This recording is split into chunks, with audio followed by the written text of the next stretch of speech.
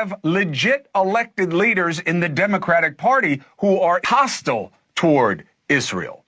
AOC, accusing them of war crimes for the pager and walkie-talkie attacks. First, how can you conclude that they have broken the law, not a lawyer, let alone an international law expert, and then call for an investigation? When are we going to stop accusing and then investigating? You look first, learn first, then accuse. But of course, that's not what you do when you're just playing politics, right? But this is nothing to play with. We are living a major moment. We are on the brink of a regional war. Israel did not ask for this war. And we've been here before, not just there, here. Now, AOC and many with opinions on the current conflict were either too young or apparently choosing to ignore or just don't get our own recent history. 9/11, the anniversary just passed barely a week ago. Man, we did not take it seriously enough. We have forgotten to never forget. After that massacre, America raced into the war on terror. It shaped my life and my career. Christina and I got married. We got engaged 11 days after 9/11 because of it. Okay? I lived it intimately. I lost people. I saw what was done. I lived it. Okay? Congress voted on that war. Okay? Which almost never happens. And then let the military do basically whatever it wanted for the next 20 years on an authorization that was justified in 2001.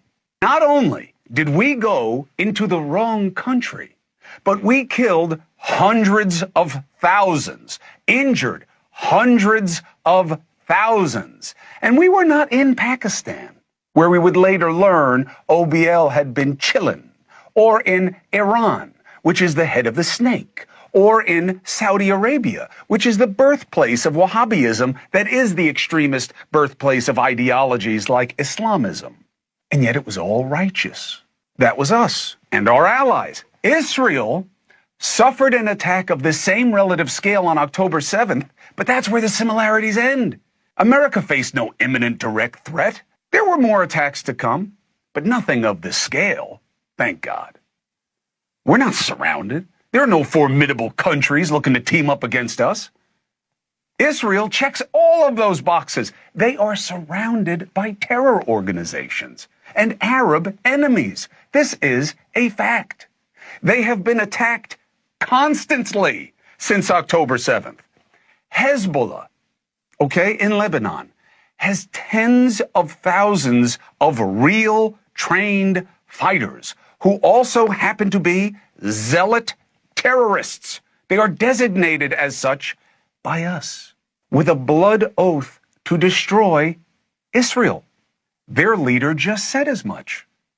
Oh yeah, but the pagers, killed people, maybe, well, if you're holding a pager that Hezbollah gave you, not a lot of people have pagers these days. Not a lot of people have walkie-talkies. You know who has them? Terrorists. Is there too much death? Of course. Okay, so then it has to stop. How? You're going to ask, Israel should stop unilaterally, right? Because they're the strongest, so they should stop, right? Surrounded. People determined to destroy them. Because we did that, right? We didn't do anything like that. But you're going to ask them to do it. You're going to accuse them of international law problems. Now, I know AOC was like in high school or something when it happened here. But just a totally different standard because it's the Jews, right? It's just easier to go after them. Can't go after us that way. Almost every expert in that region who knows about that region says this is Israel, that walkie-talkie pager thing, doing the least, not the most. And here's why. They're not looking to start a war. They're looking to disrupt Hezbollah's ability to start a war. This is terrorizing the terrorists, as my producer remarked today. So the idea that they are looking to commit atrocities is contradicted by Israel's capacity and their tactics. But moreover, they are under siege. Did you know that the whole northern part of Israel has been largely evacuated, close to 100,000 people displaced, hundreds of homes damaged or destroyed, dozens killed. The results of thousands of rockets from Hezbollah. Just take a moment. God forbid, if 10 rockets came in and hit Texas from Mexico, what do you think we would do?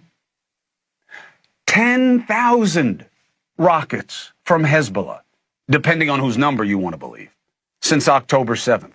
If not for the Iron Dome, there may be no Israel, or we would be in a major regional war already. There will be no ceasefire. Not now. Israel put a good deal on the table. We'll give you back all the Palestinian prisoners in one phase. Let the people who want to kill us leave so that the Palestinians are no longer in the grip of a terror organization, and give us back our people. That's a bad deal. Oh, I forgot. That's with the other terror organization, the one on the southern border, Hamas, that's sworn to destroy Israel. Not the northern one that's sworn to destroy Israel. The one in the south, the one that massacred so many on October 7th and is still holding over 100 of their people, some Americans. But Israel's committing genocide. Israel are the criminals. We're ignoring violence at home, right? People trying to kill someone running for president, threatening bombs and attacks and stupid neighbors. And we're ignoring the reality of who our friends are and what the reality is about abroad. Everyone wants less death. No one wants to deal with how it happens. Just give me the how. Get a ceasefire. That's like asking for world peace. How? How do you get the ceasefire? Silence. It took us 20 years to beat a far inferior enemy with a massive coalition and the largest, best fighting force in history. Israel did not ask for this. The Middle East is not nonsense. If there is a regional war, we will be involved. I don't care what anybody tells you. That's what's going to happen. I'm going to be there. And there are going to be a slew of us that go and leave our families and go and watch people kill each other really ugly for a long time. Because this is not ending. So we need to talk about it, and people must be on the record.